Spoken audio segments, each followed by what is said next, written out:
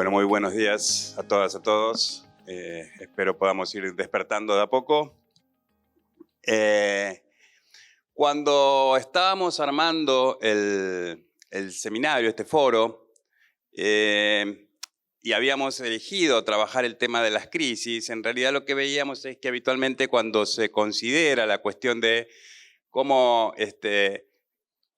encarar desde los ministerios de educación, desde la política educativa, situaciones de crisis, veíamos que tradicionalmente se pensaba en este tipo de crisis como las que estuvimos trabajando ayer, o sea, cómo un Ministerio de Educación reacciona frente a un problema que tenga que ver con el conflicto armado, cómo afronta una situación específica muy concreta como puede ser estos desastres ambientales, ya no tan naturales, digamos, como puede ser una inundación, etcétera.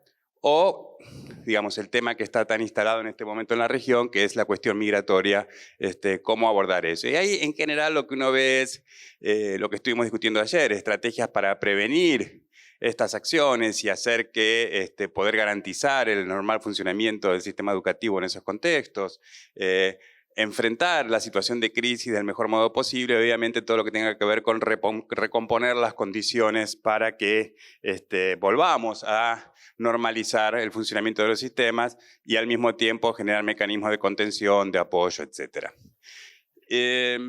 Cuando uno observa el producto del trabajo que hicimos ayer y veíamos el tipo de recomendaciones orientadas a repensar nuestros modos de planificar la política educativa y tratar de generar una planificación más sensible a esas crisis, una planificación que permita abordar esas situaciones del mejor modo posible, del modo más efectivo posible, lo que veíamos es que se pedían cuestiones muy concretas, pero que implicaban consolidar, digamos, la función del Estado, la función de los ministerios, como puede ser, por ejemplo, promover marcos normativos más sensibles, más flexibles, pero al mismo tiempo más eficaces. Aparecía el tema de la construcción de protocolos, distintas referencias que llevaban siempre a la idea de fortalecer a los ministerios en su capacidad de abordar esas crisis.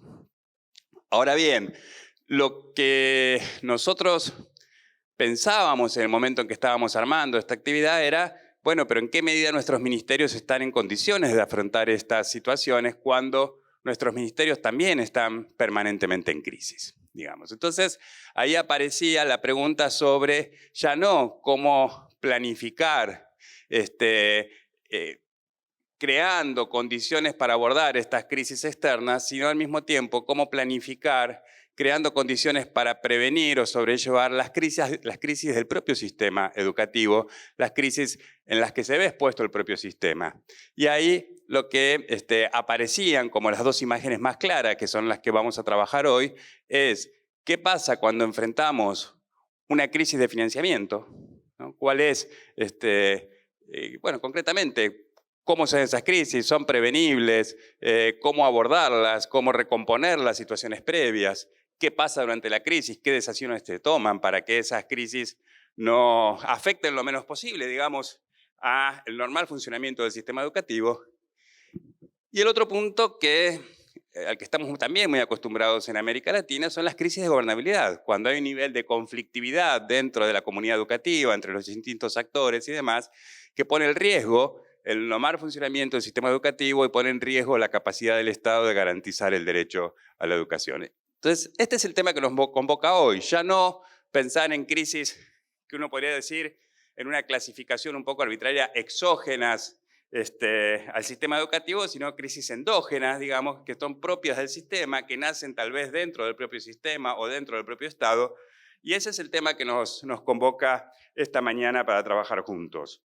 Para ello hemos convocado a dos colegas, amigos de la casa, con los que siempre trabajamos, que están muy cerca de nosotros, pero que además son dos ex ministros de Educación de la región. Por un lado, los voy a presentar en el orden en que van a hacer las presentaciones. Quien abrirá la mesa va a ser Leonardo Garnier, es un catedrático en la Universidad de Costa Rica, fue ministro de Planificación Nacional y Política Económica en Costa Rica entre 1994 y 1998 y fue además ministro de Educación Pública entre 2006 y 2014. Es licenciado en Ciencias Económicas por la Universidad de Costa Rica, con una maestría y un doctorado en Economía en el New York School for Social Research en New York. Ha sido también miembro del Consejo Científico del Centro Latinoamericano de Administración para el Desarrollo, la CLAD. Leonardo, te damos la palabra, tenemos 15 minutos nada más. Espero puedas desarrollar. Bueno, buenos días. Hablar de crisis del financiamiento en la educación puede ser paradójico porque los que han estado en ministerios de educación dicen, pero si los ministerios siempre están en crisis de financiamiento.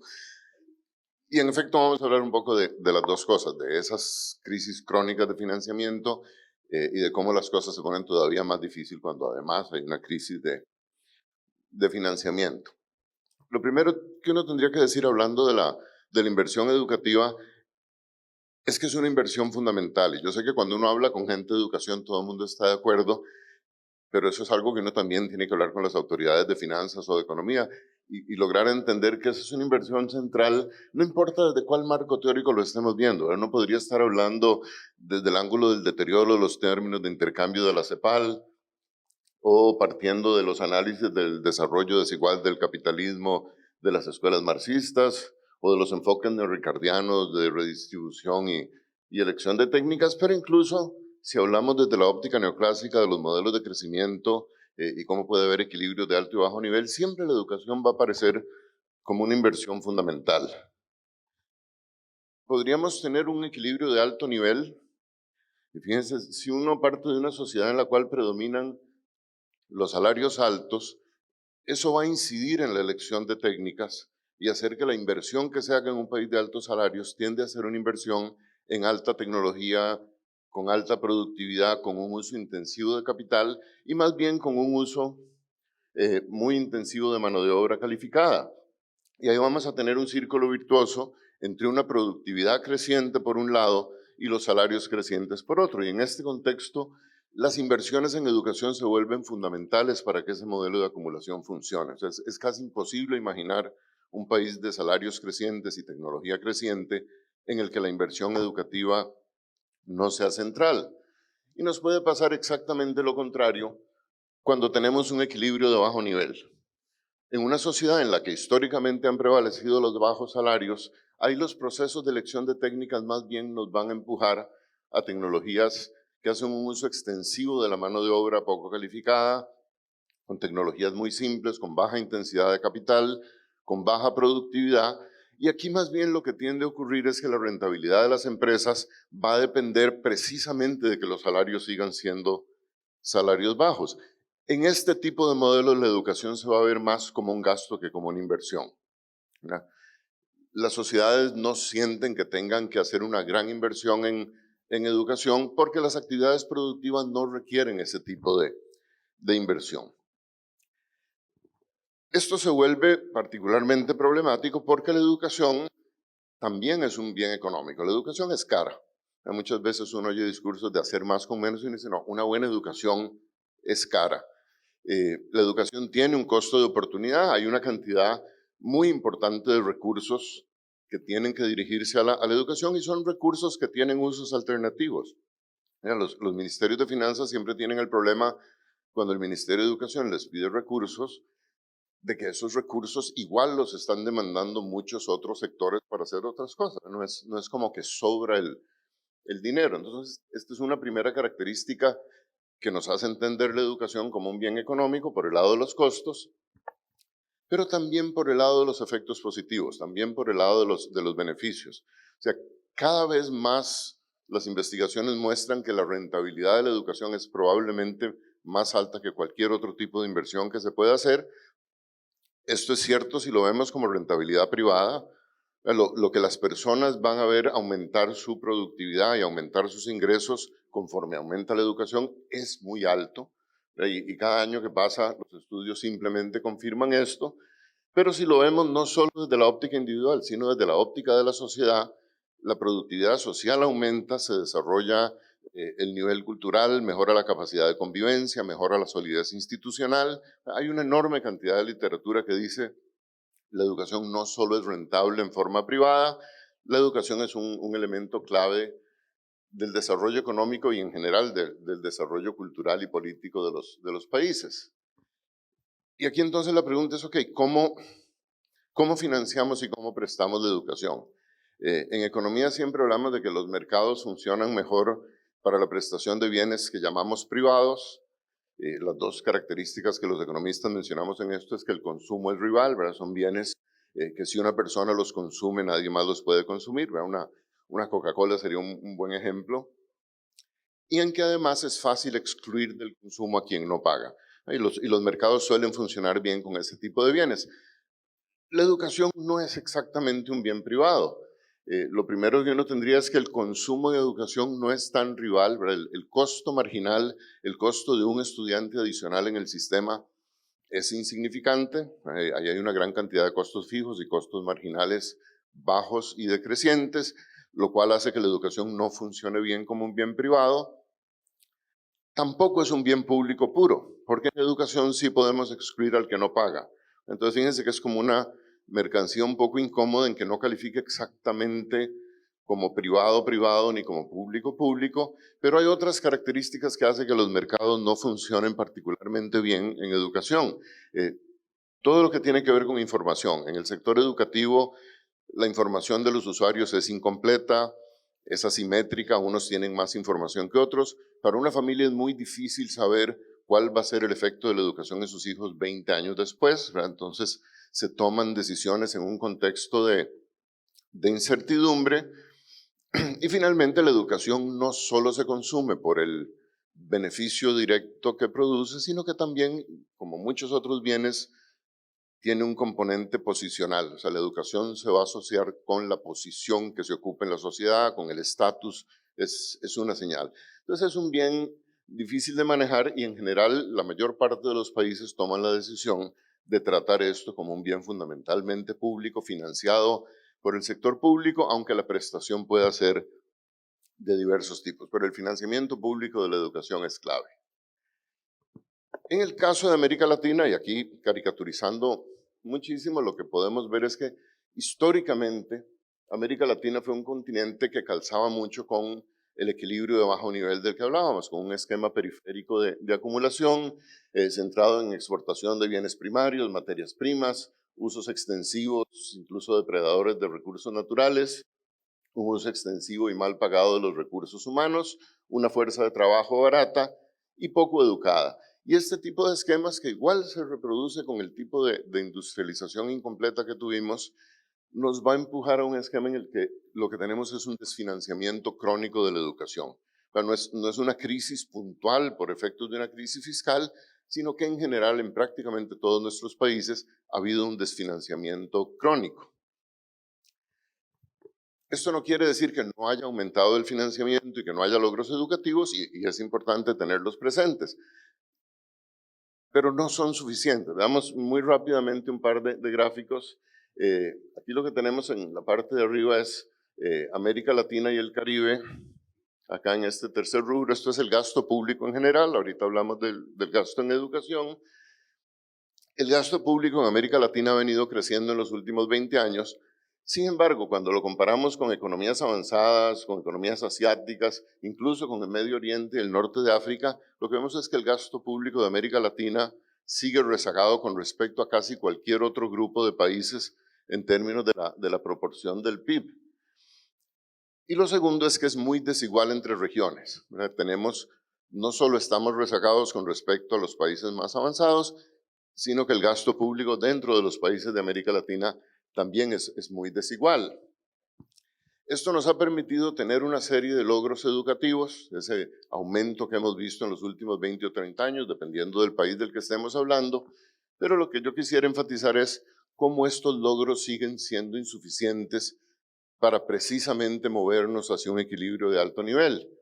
Menciono rápidamente unos datos, igual hay muchísima información que nos diría lo mismo. Y aquí encontramos dos tipos de información. Una, el esfuerzo que han hecho los países de América Latina. Por ejemplo, en términos del gasto como por estudiante, hemos pasado de niveles de 1.200 o 1.400 dólares por estudiante a niveles de 2.000, 2.100 dólares, que es una mejora muy sustancial. Sin embargo, cuando comparamos qué tan cerca o lejos estamos de invertir por estudiante, lo que invierten, por ejemplo, los países de la OECD, lo que encontramos es que estamos invirtiendo más o menos la cuarta parte. Entonces muchas veces uno oye decir, bueno, es que como porcentaje del PIB invierten mucho, y uno dice, sí, pero la educación no depende del porcentaje del PIB, sino de cuánto realmente invierto por estudiante. Y dice, bueno, usted está invirtiendo una cuarta parte de lo que invierte en países más avanzados. Y eso nos marca una distancia muy grande. Si lo vemos en términos de resultados, el panorama es igual. América Latina está mejorando, pero está lejos de los niveles que tienen países con sistemas educativos más sólidos. Pero si uno analiza razones docente-alumnos, computadoras por estudiantes, vemos la mejora de 24 a 17, baja la razón docentes-alumnos. O si vemos los niveles de resultado en pruebas como las PISA, hay una mejora en América Latina, pero cuando comparamos las distancias con otros países, son distancias muy grandes, ¿no? Tanto por el lado de los insumos como por el lado de los resultados de aprendizaje. Entonces, realmente las dos cosas son ciertas. Se está haciendo un esfuerzo, el esfuerzo sigue siendo insuficiente. Esto que es, digámoslo así, un resultado promedio, se ve mucho más grave cuando pensamos que no solo América Latina está rezagado en términos de sus logros promedios, sino que la desigualdad que tenemos al interior de nuestras sociedades y al interior de los sistemas educativos es también muy grande. Podríamos usar muchos datos, voy a usar uno solo, pero me parece que refleja bien lo que podríamos ver con más información. Estos son los resultados de la prueba PISA por estatus socioeconómico de los padres. Y lo que tenemos es los resultados en los países de América Latina que participan en estas pruebas y los resultados en otros países de la OECD. Y las dos cosas que dice el gráfico son bastante obvias. Primero, los niveles de logro de aprendizaje en la mayor parte de los países de la OECD son muy superiores a los logros de aprendizaje en matemáticas en los países de América Latina. O sea que en promedio estamos muy rezagados. Pero fíjense que la dispersión de los resultados es distinta. La distancia entre los alumnos que salen mejor y los que salen peor en las pruebas PISA en los países con sistemas educativos más sólidos es una distancia mucho más pequeña que las distancias que encontramos en nuestros países. Entonces, no solo estamos atrás en el promedio, sino que nuestros sistemas educativos arrastran y reproducen una desigualdad muy grande, lo que de nuevo implica que no estamos invirtiendo suficiente y que no estamos invirtiendo suficientemente bien en nuestros sistemas educativos. El quintil superior sigue teniendo resultados mucho más altos que el quintil inferior. Y todo eso a lo que se refiere es al efecto de esa crisis crónica del financiamiento. Las cosas se ponen mucho peor cuando a la crisis crónica le cae encima una crisis fiscal. Y aquí encontramos, y es parte de lo que quisiera insistir, una serie de paradojas por parte de los economistas que manejan estos temas. En economía decimos que cuando hay una crisis, cuando la economía está mal, el papel que le toca al Estado es gastar más. Se supone que la política fiscal tiene que ser anticíclica. En los años de vacas gordas, los estados tienen que ahorrar, tienen que guardar recursos, gastar menos para evitar presiones inflacionarias y acumular recursos para los años malos. Y en los años malos hay que endeudarse y hay que aumentar el financiamiento. Si ustedes han tenido que trabajar con ministerios de finanzas en épocas de crisis fiscales, sabrán que lo que a uno le dicen es muy anti-keynesiano. Le dicen, estamos en crisis, hay que gastar menos. Y yo siempre digo, pero a mí me enseñaron que estamos en crisis, hay que gastar más. Dice, no, porque hay crisis, hay que gastar menos. Y le digo, se le olvidó el curso de macroeconomía al ministro de Finanzas. Entonces, ese es un primer problema. El segundo, digamos, y este es un problema que en economía llamaríamos macroeconómico, pero a nivel microeconómico lo que estábamos diciendo también es cierto. Sabemos que las inversiones en educación son las más rentables de todas. Y lo otro que nos enseñan a nosotros en economía es que cuando usted va a escoger a dónde invertir y a dónde no invertir, usted escoge lo que es más rentable e invierte en eso. Y pareciera que la rentabilidad de la educación es como tan de largo plazo que la tratamos más como un gasto que como una inversión y entonces también la sacrificamos. Yo el ejemplo que quisiera usar para mostrar esto es un poco lo que nos ocurrió en Costa Rica en los años 80 y 90 con la crisis. Y voy a usar un gráfico que también habíamos visto el año pasado, solo que le agregamos un dato más. Estos son los datos de cobertura bruta de la secundaria en Costa Rica y es como un resumen de la historia educativa de los últimos 60 años. El gráfico dice varias cosas.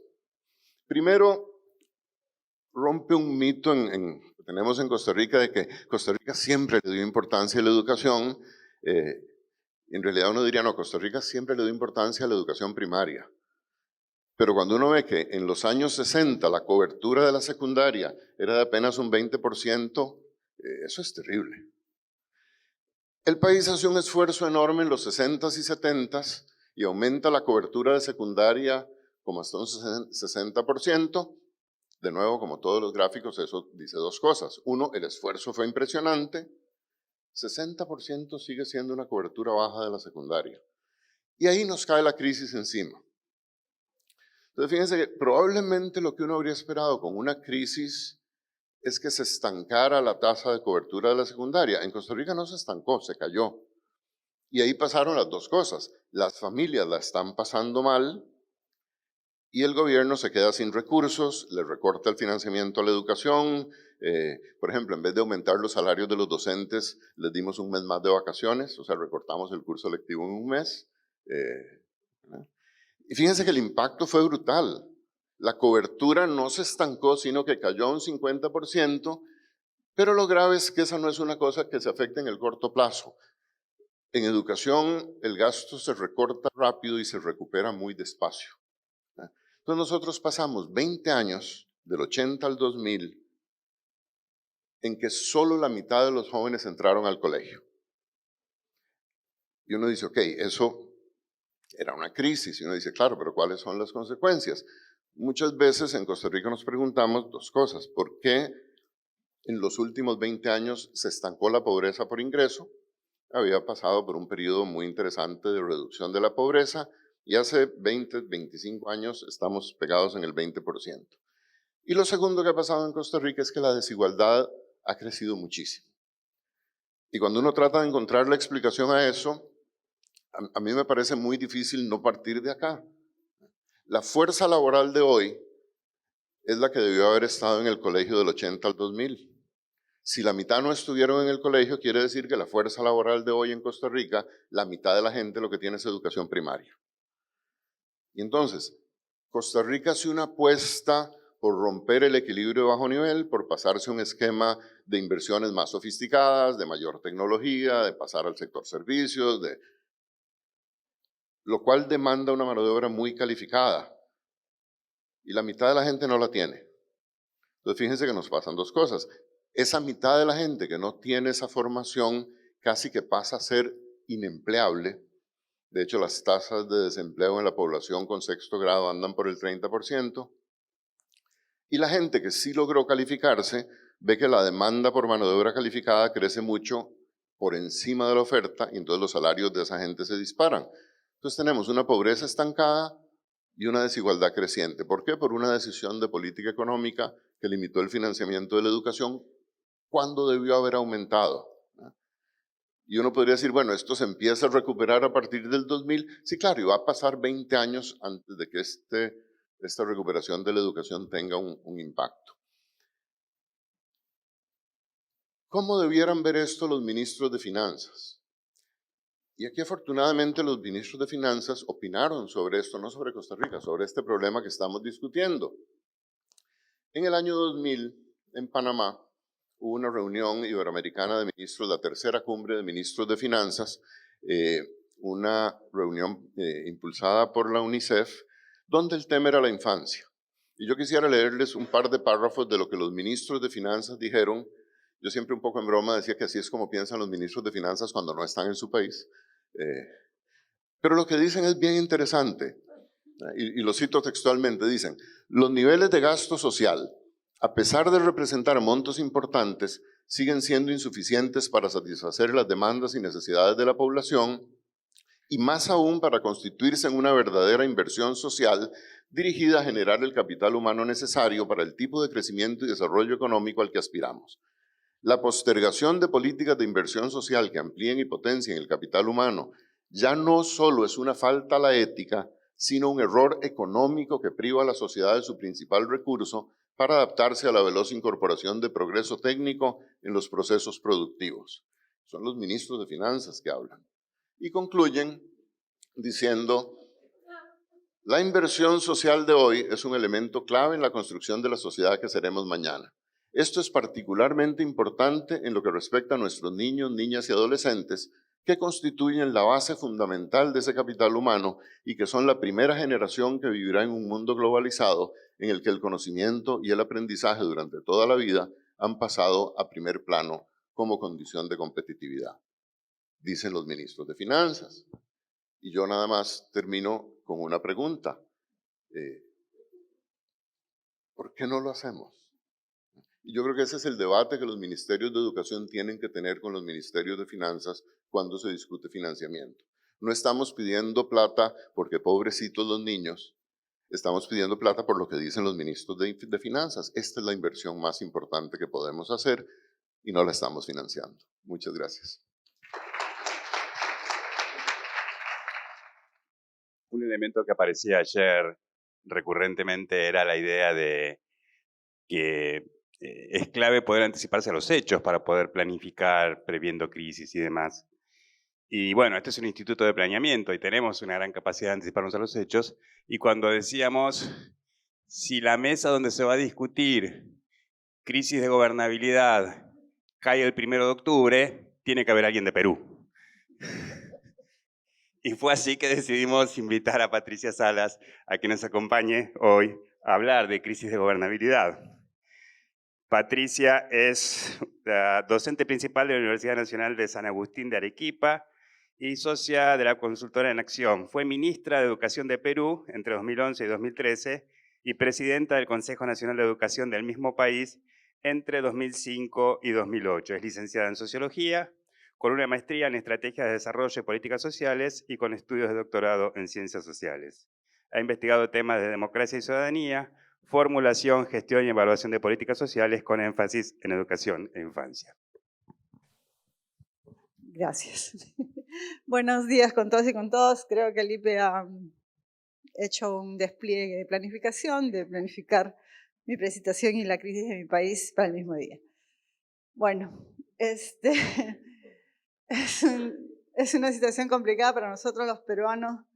Creo que para América Latina, digamos, que un país miembro de la región pueda tener a estas alturas de la historia este tipo de crisis como el que estamos viviendo.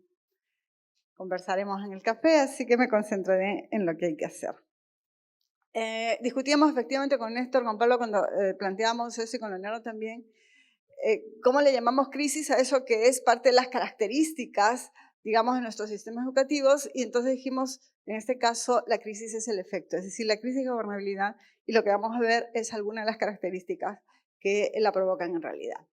El supuesto es que nosotros tenemos algún tipo de estructura educativa, estructura para el funcionamiento de la educación que nos va a permitir que funcione un sistema educativo y que ese sistema educativo tiene que, en su vida cotidiana, las escuelas, los maestros, los estudiantes y la posibilidad de que los niños y niñas ejerzan el derecho a la educación, ¿no? Entonces, mientras teóricamente mejor ordenado esté eso, mejor funciona, pero la proposición que les estamos trayendo es que estructura y formas de funcionamiento, la estructura educativa, tiene un conjunto de problemas, déficit, etcétera, que van a alterar las posibilidades de gobernabilidad y de funcionamiento del sistema, que permita que la vida cotidiana de las escuelas y el ejercicio del derecho se altere notablemente. Por ahí planteamos la conceptualización o la entrada, digamos, a lo que serían las crisis de gobernabilidad.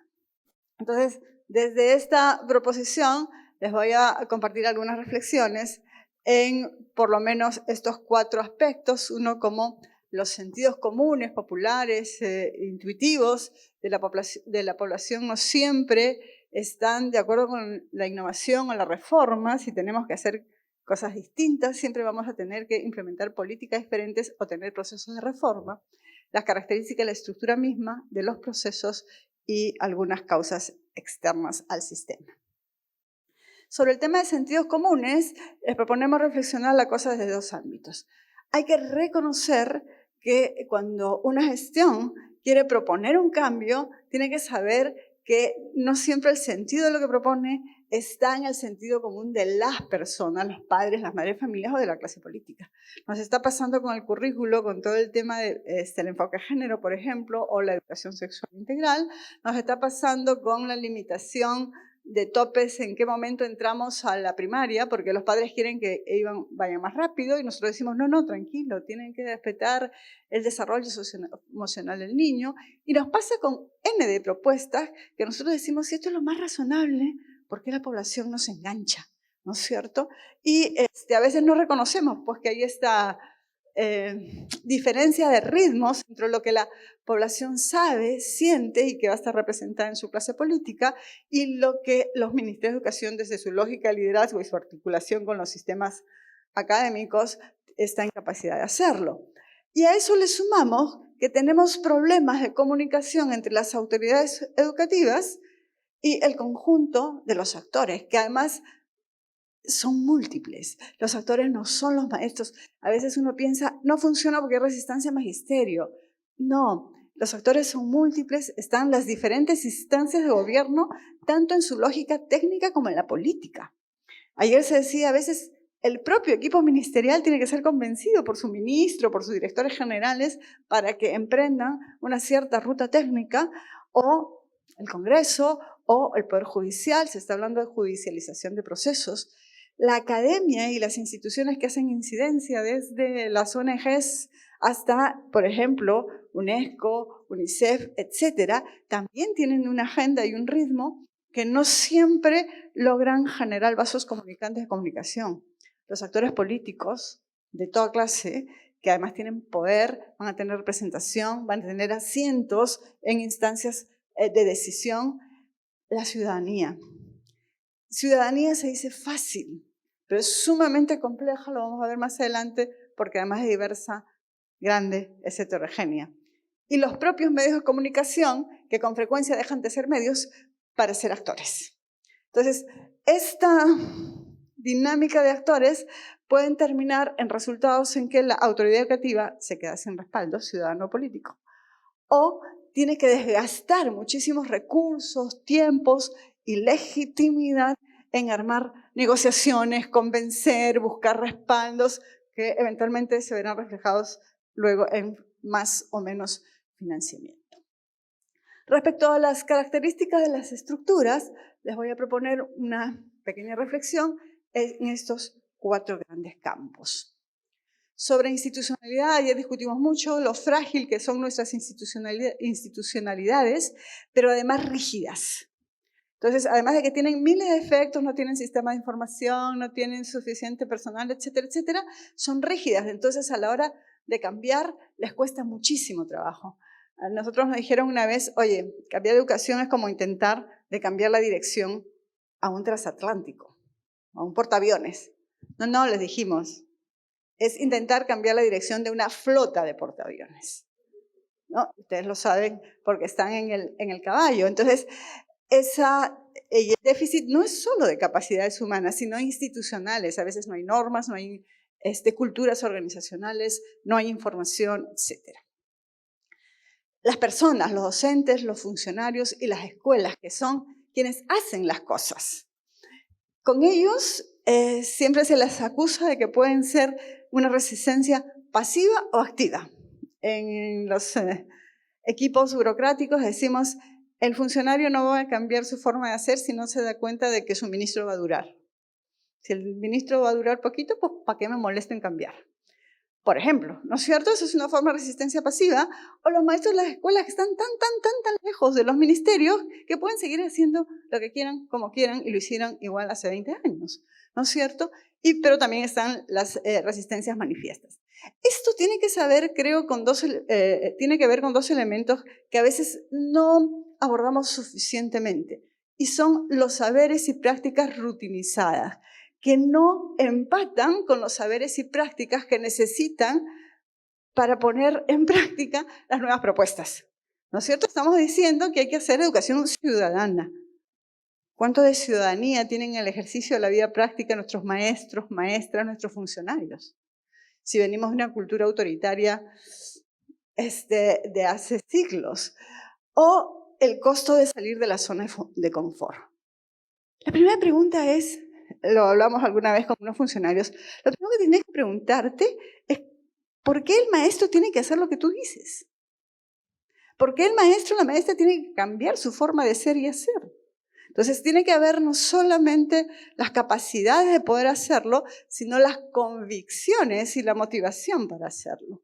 Entonces aquí aparece un conjunto de elementos que no siempre tenemos en cuenta en la gestión y que van a incidir en constituirse dificultades para implementar procesos. La otra es el tamaño del sistema, pues.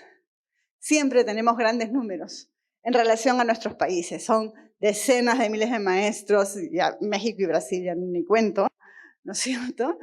Decenas de miles de maestros, miles de escuelas, millones de niños, etc. Entonces, claro, si yo voy a hacer cambio pensando en 1000 personas, bueno, en un par de años a lo mejor logro llenar todo lo que hice en el acápite anterior, pero con cientos de miles, con decenas de miles, los procesos tienen que ser largos, sostenidos, muy bien pensados, qué sé yo, y los recursos no alcanzan.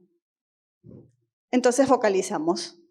Entonces, este pedacito por acá, este pedacito por allá, hacemos pilotos y entonces todo se hace, es pero muy lento en relación a lo que son expectativas ciudadanas y expectativas políticas, incluso del gobierno a turno que quiere enseñar algún resultado para poder ser reelegido, ¿no? Y en lógica de planeamiento, si bien tenemos avances importantes, todavía nuestros planeamientos son bastante declarativos y están más concentrados en programación que en planificación estratégica y están muy ligados a la eficiencia de gasto. Entonces, resultados, entonces es más fácil resultados en un piloto que en un proceso, ¿no? Entonces el efecto es que la posibilidad de implementar procesos nuevos, largos, sistémicos y sistemáticos, con orientaciones a políticas de alcance universal, se convierte en una utopía en que ni la respiración me alcanza para nombrar. La otra, algunas características de los procesos, de cómo hacemos las cosas en el sistema educativo. Una es que tenemos antiguas situaciones de desigualdad, exclusión, déficit en los resultados de aprendizaje y una discontinuidad, desarticulación de políticas, programas dentro del sector intersectoriales que retroalimentan la desigualdad, la exclusión y vamos dando vueltas en ese círculo vicioso que no hace sino que los problemas no se superen, a veces se profundicen, descontento, presiones, decisiones de emergencia. Entonces, ya no decido en función a un plan, sino decido en función a la presión popular o a la presión política o en dónde está la crisis, en dónde está el conflicto y termino poniendo parches o acciones sueltas en el sistema. La otra, lo que debiera ser, tener un conjunto de políticas y procesos articulados a largo plazo que buscaran que un sistema heterogéneo, disperso, discontinuo, se convirtiera en un sistema educativo sinérgico, que anduviera en un proceso de mejora continua en función de corregir inequidades, etc. Pero lo que tenemos en realidad son intervenciones que van por pedazos a una parte del sistema, que no sabemos cuándo va a durar, intervenciones y focalización. No tenemos políticas y procesos, a veces los tenemos declarativos, pero en la práctica esta lógica de intervenciones gana y el resultado es que profundizamos desigualdades, debilitamos institucionalidad y el pedacito de sistémico que teníamos se reduce y queda comprimido por esta cantidad de, no, es que la prioridad es esto, es que hay que hacer tal programa, es que el presupuesto está todo aquí y esa iniciativa tiene todo el presupuesto, todo el apoyo, etcétera. Y lo que había que hacer desde siempre, lo que está en la columna vertebral, digamos, pierde como importancia. Entonces, eso tiene un impacto también en la debilitación o el debilitamiento de la confianza en los actores educativos. Y volvemos a lo primero, entonces si no confían en nosotros, ¿con qué respaldo ciudadano, político vamos a emprender procesos de mediano o de largo plazo? En procesos, la última característica que quiero plantear es esta. Normalmente se propone acciones, en este caso discutíamos, no siempre lo hacemos mal. Algunas veces los ministerios sí quieren proponerse acciones que articulan políticas y procesos y que vayan buscando esta lógica sinérgica y de política con impacto universal en la ciudadanía. Entonces, no es que siempre lo hacemos mal, digamos, hay esfuerzos por hacer una lógica planificada, articulada en dinámica de procesos, pero el sistema se ve golpeado, primero porque las visiones, no logramos que haya visiones compartidas sobre la propuesta, porque no logramos articular actores, porque no logramos construir condiciones, se nos desordena todo, entonces debilitamos el sistema y otra vez desgastamos la gestión. El gasto que tienen que hacer el ministro, su aparato de comunicaciones, en lograr visiones compartidas, convencer a actores, convencer al ministro de acá, el de Hacienda, el de Salud, al propio gabinete o al Congreso, es tan fuerte que se debilitan las posibilidades de hacer que tiene el sistema como responsabilidad. Por último, causas externas. Les propongo esas 4 y como ven pueden tener diferentes importancias en la interacción de unas con otras. En algunos casos el mercado va a tener más importancia, en otros las crisis más o menos, dependiendo de qué suceda. En este caso en mi país la crisis política lo está teniendo todo. Tengo 2 presidentes en funciones, a falta de uno. Entonces, las crisis políticas generan enfrentamientos entre los actores políticos, evitando la posibilidad de acuerdos, de sinergias, cambios de autoridades que rotan muy rápido. El índice de duración de nuestros ministros es muy baja, entonces no hay forma de sostener nada. La crisis política en el Perú de estos últimos 3 años ha hecho que en 3 años tengamos 5 ministros de educación. Y la otra puede ser que generen o no movilizaciones ciudadanas, ¿no es cierto? Eso genera inestabilidad en el sistema educativo, porque entonces tenemos que atender las crisis o vamos a ser impactados por ellas. Si tienes que ir al Congreso a responder 10 veces a las preguntas que te va a hacer la Comisión de Educación, ¿en qué momento el ministro piensa y articula su propio equipo para gestionar, ¿no es cierto? La otra es que el riesgo es que la educación deja de ser importante. La crisis política es tan grande que ¿quién se acuerda después de la educación? Ni de la salud, ni de los ciudadanos, ¿te acuerdas? ¿No es cierto? Entonces, ¿cómo tomamos decisiones? ¿Cómo seguimos armando prioridades que eventualmente nos pueden llevar a pérdidas de presupuesto? Entonces, las crisis políticas son finalmente un clinch de correlación de fuerzas, en donde las fuerzas están tensionando de diferentes maneras y van a tensionar también el destino de los presupuestos. Al lado tenemos en nuestra región, en nuestros países, lamentablemente tejidos sociales frágiles y fragmentados. Es una tendencia mundial también, es más dramática en es particularmente dramática en América Latina y tiene que ver con que hemos tenido grandes crisis económicas, grandes crisis políticas, escenarios de violencia política muy dramáticos que han hecho que los actores antiguos con los cuales podíamos negociar o tener acuerdos ya no existan. Nuestros sindicatos son muy débiles, en algunos casos no existen. Tenemos nuevos actores, ahora hablamos de las mujeres, de los jóvenes, y sí son una fuerza como emergente, pero todas las mujeres no son iguales, ni socioeconómicamente, ni culturalmente, ni en su propio proyecto de vida. Lo mismo con los jóvenes. Entonces, eso nos pone en dificultades porque entonces tenemos actores e instituciones en sociedad civil débiles. Si tenemos débiles, entonces, ¿quién es el interlocutor? ¿Con quién conversamos? ¿A quién convencemos? ¿Con quién nos dejamos convencer? Y finalmente negociamos. Y tenemos algunos actores emergentes que no logran cuajar como tales. Entonces la representación o representatividad, por ejemplo, para procesos participativos, se nos complica porque esos procesos participativos no van a tener el acuerdo de todos.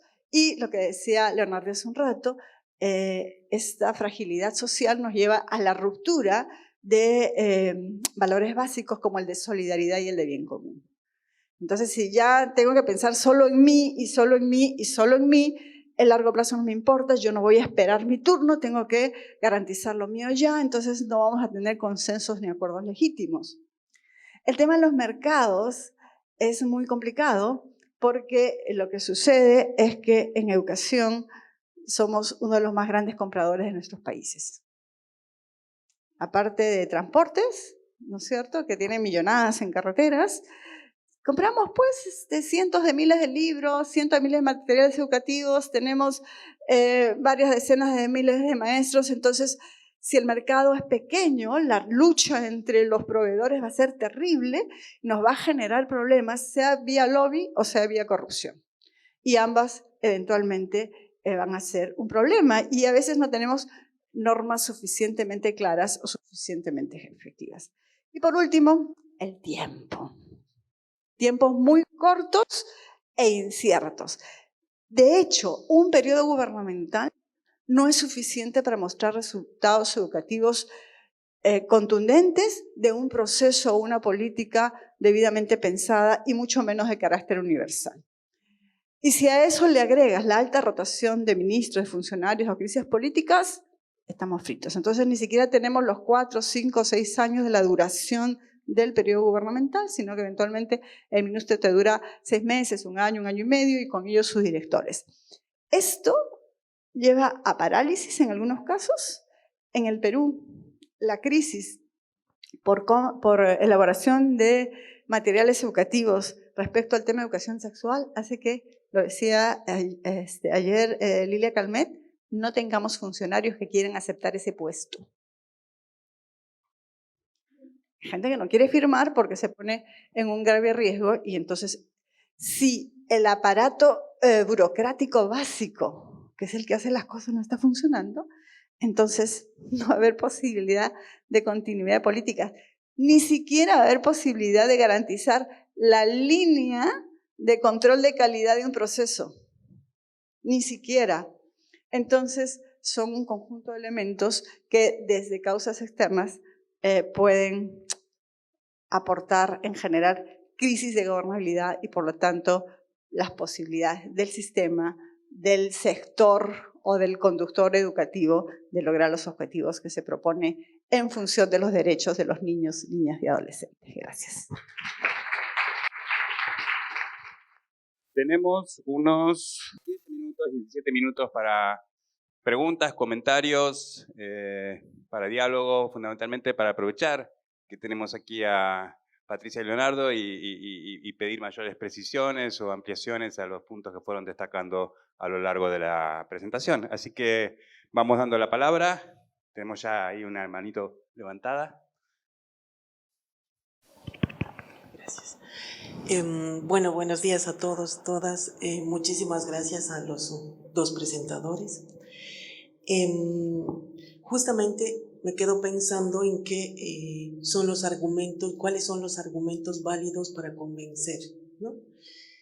Y ahí me surge la idea de que hay diferentes tipos de análisis respecto a buscar estos argumentos. Y un análisis puede ser el que se ha planteado ahora como una visión de educación economicista, mercantilista, ¿no? Donde se han mencionado varios términos, digamos, como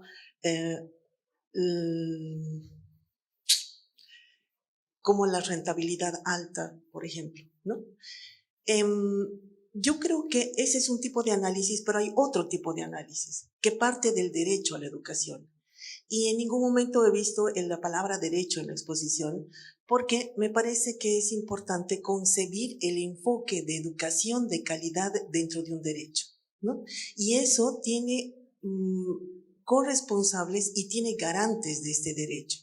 El Estado es un garante, y creo que en todas las constituciones políticas de los estados es que dicen que es la primera función del Estado garantizar la educación de sus pobladores. Entonces, si partimos de este análisis, también vamos a caer en cuenta de qué es lo que estamos entendiendo por calidad. Y entonces ahí suena como que calidad parecería sí un concepto también mercantilista, pero hemos ido avanzando en el tiempo. Y entonces la calidad, por ejemplo, se refiere a la relevancia social. Y cuando hablamos, por ejemplo, de que solamente vamos a hacer como una evaluación en matemáticas o en lenguaje, entonces estamos restringiendo este concepto de calidad que ya habíamos avanzado y que tiene que ver con el tema de género, tiene que ver con derechos sexuales, tiene que ver con ciudadanía, tiene que ver con protección, es decir, tiene que ver con muchas otras cosas más y no solamente detenernos a estas pruebas PISA que de repente son resultados sesgados, ¿no? Por otro lado, creo que también es importante pensar que la educación tiene una rentabilidad, sino más bien es una inversión. Y en primera infancia, por ejemplo, se ha demostrado que $1 invertido tiene $17 de retorno, ¿no? Por todo lo que implica, porque educación es un derecho vinculante, es un derecho que permite, además, articular a otros derechos y que depende de la educación las oportunidades que se pueda tener en la vida, ¿no? Por un lado, ese es un comentario y una pregunta que estaría haciendo y que más bien podríamos empezar con la pregunta que se ha hecho al final, de por qué, cuáles son las razones por las cuales no se está invirtiendo en educación, porque sabemos que hay países que sí invierten mucho más que la región, pero ¿cuáles son esas razones? Y probablemente es la mirada que se tiene respecto a educación en este lado, ¿no? Y ver cuáles son estas miradas que estamos teniendo y que impiden invertir en educación. Con la segunda exposición a mí me gustaría, sí, y le agradezco mucho, digamos que hay una crisis política de migración económica, pero también hay una crisis de relevancia. Es decir, hay una crisis exógena, pero hay también crisis internas, ¿no? Porque tiene que ver, por ejemplo, con la tecnología. ¿Qué estamos haciendo nosotros como sistemas educativos para ser relevantes y que esas crisis, por ejemplo, no las estamos sabiendo resolver cuando desde la universidad y la escuela no estamos poniéndonos a pensar en esta era tecnológica que de repente los contenidos, los objetivos, los propósitos que tiene educación no están con este otro análisis? ¿Cuántas de las ofertas académicas en educación superior van a ser pertinentes de aquí a 10 años? Y mucho más en la escuela, ¿no? Gracias. Muchas gracias. Aquí había también otro pedido de micrófono en la primera mesa. Bueno, muchas gracias a los expositores que nos dan datos y nos dan enfoques para mirar dos temas que son cruciales en nuestros ministerios de educación, pero sí se siente de verdad que estos ministerios son como elefantes blancos, que hay que reestructurar, reformar. Estamos frente a una revolución 4.0 y cómo nos adaptamos a esa revolución 4.0. Se necesita una profunda reforma para educar a nuestros jóvenes y que puedan adaptarse y estar preparados para poder enfrentar ese desafío que representa esta revolución. Pero la crisis de financiamiento y la escasez de financiamiento es grande. Bueno, por ejemplo, en el Ministerio de Educación en El Salvador se maneja un presupuesto de 1.000 millones con 60,000 empleados 5.300 centros educativos y el 90% son salarios. Hay unas rigideces muy grandes para poder actuar, ¿verdad? Y hemos comenzado con un proceso de planeación estratégica participativa. Tenemos 3 meses de haber llegado y una transformación institucional, una nueva cultura organizacional y queremos llegar hasta el centro escolar. Ahí debe estar puesta la mirada en el centro escolar, qué se está haciendo, cómo se está haciendo, cómo se le está prestando los servicios en la red prestacional, ¿verdad?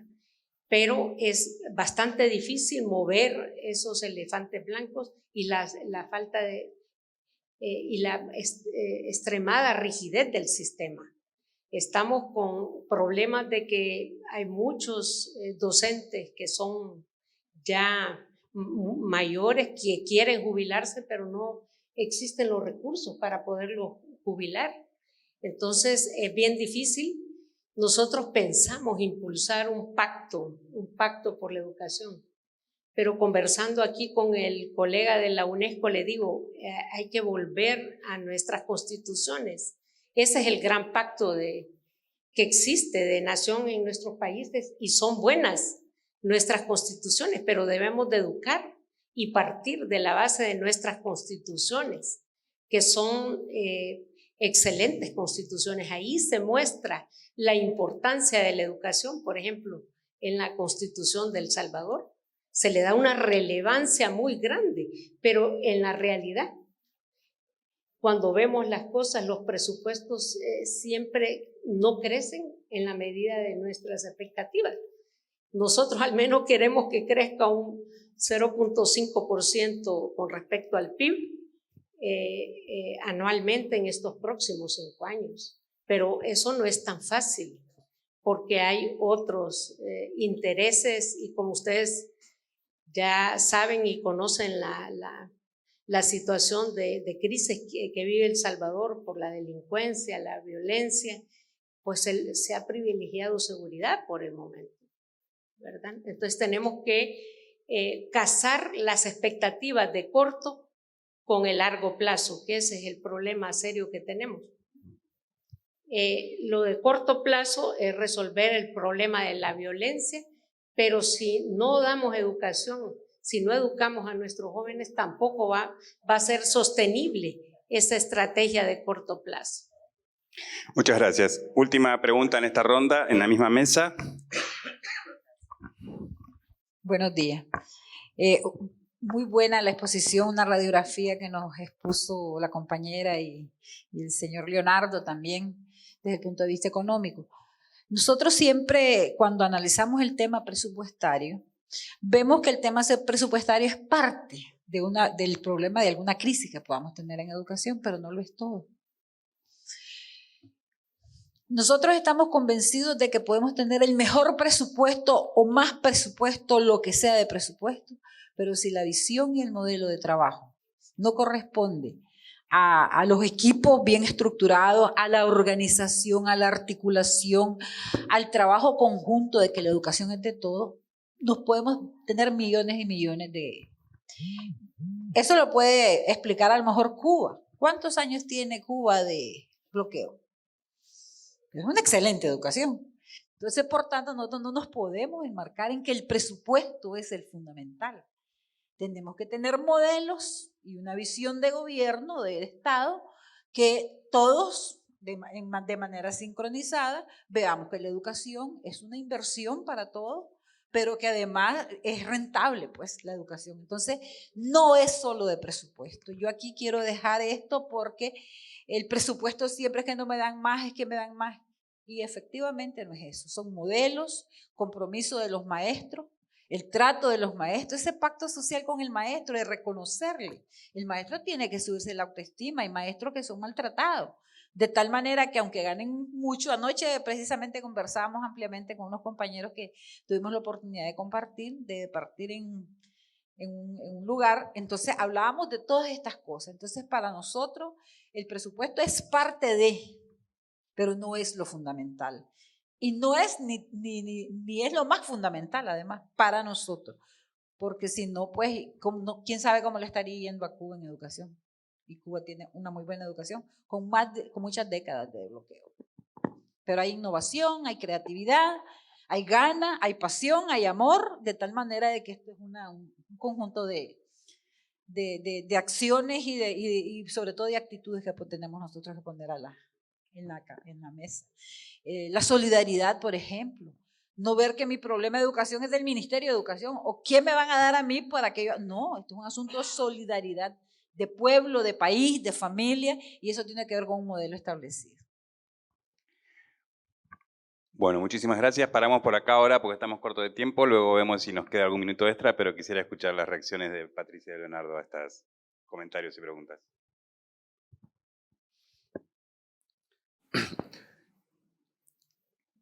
Yo creo que no hay, sí. Digamos, en la presentación mía no pretendía ni por asomo decir esto en vez de lo otro. O sea, no es que hagamos un análisis económico de la educación en vez de hacer un análisis desde la óptica de los derechos. Claramente, y menos con un público como el que tenemos acá, vamos a imaginarnos eso. ¿Cuál es el problema que yo quería enfatizar y que quiero enfatizar? Las decisiones de financiamiento de la educación no se toman desde el sector educación solamente. Son decisiones, y yo un poco en forma de caricatura usaba el Ministerio de Finanzas como ejemplo, pero es la presidencia, son los medios de comunicación, son cámaras empresariales, o sea, es toda la estructura de poder de una sociedad que decide cuántos y cuáles recursos se dedican a los distintos usos. Sin duda la educación es un derecho. Y como decía bien Miriam, está en nuestras constituciones, pero está en nuestras constituciones desde el siglo XIX y no ha sido un derecho. Y no ha sido un derecho porque hay un conflicto de poder alrededor de los recursos que se dedican a la educación. Yo creo que es importante que al enfoque de derechos le agreguemos esta otra preocupación más de economía política de la educación y de entender entonces por qué no se asignan estos derechos. Y aquí mi argumento, y por eso yo he empezado diciendo que uno lo puede ver desde distintos marcos teóricos, es que si el tipo de desarrollo económico por el que un país apuesta no requiere de una inversión educativa, la fuerza política que va a tener el argumento de financiar la educación es muy débil. Mientras que si un país tiene una estrategia de desarrollo en la cual la necesidad de calificar a las personas, y no solo calificarlas para la producción, ¿verdad? Hablábamos de todo el entorno, de calificarlas para el tipo de ciudadanía que se tiene, para el tipo de convivencia, pero si la sociedad no requiere esa población más educada, la presión para financiar la educación va a ser mucho más baja. Y aquí estamos enfrentando en este momento una coyuntura complicada en América Latina. No sé si han visto el último documento que sacó el Banco Interamericano de Desarrollo, Hacer Más con Menos. Es un muy buen documento y sin embargo es un muy buen documento con un enfoque muy peligroso. O sea, yo estoy totalmente de acuerdo con los colegas del BID en que debiéramos hacer mucho más con cada peso que tenemos. Pero yo no puedo estar de acuerdo con un documento que dice hagamos más con menos, porque lo que está diciendo es vamos a tener menos, aceptemos tener menos. A mí me parece, y por eso yo un poco daba las distancias que tenemos entre los países de América Latina y los países de la OCDE, porque no podemos tener la educación de Finlandia con una cuarta parte de los recursos por estudiante.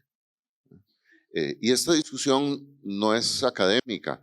En el caso de Costa Rica hay una presión muy fuerte actualmente para echar abajo la norma constitucional de un 8% del PIB dedicado a la educación, con argumentos que casi suenan lógicos como estos del BID. La Contraloría General de la República, por ejemplo, publica un documento donde dice hay un bono demográfico, ahora hay menos niños, hay menos niñas, hay menos adolescentes.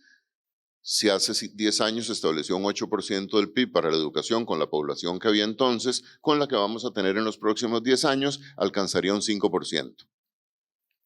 Y es la Contraloría General de la República diciendo que no hace falta el 8%, que hace falta solo un 5%, olvidando que el 90% de las escuelas ni siquiera tienen horario completo.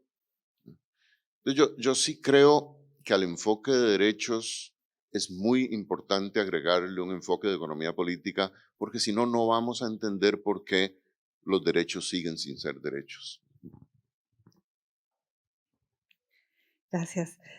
Yo quiero agregar lo que dice Leonardo, que además del enfoque de economía política hay que agregarle el enfoque de la política.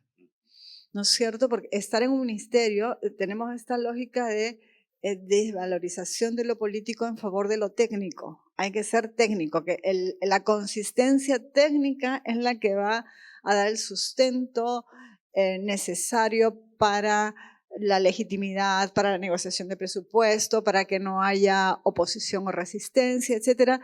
Y eso es mentira. Por supuesto que hay que tener un sustento técnico. Hay que saber qué se hace, cómo se hace, para qué se hace. Pero necesitamos tener claro que cuando estamos en estos niveles de gobierno hay una negociación política de la cual hay que hacerse cargo desde el punto de vista político. Claro, nosotros decimos enfoque de derechos, queda clarísimo. Nuestro deber ser está en enfoque de derechos. Pero ¿cómo pasas del deber ser al hacer?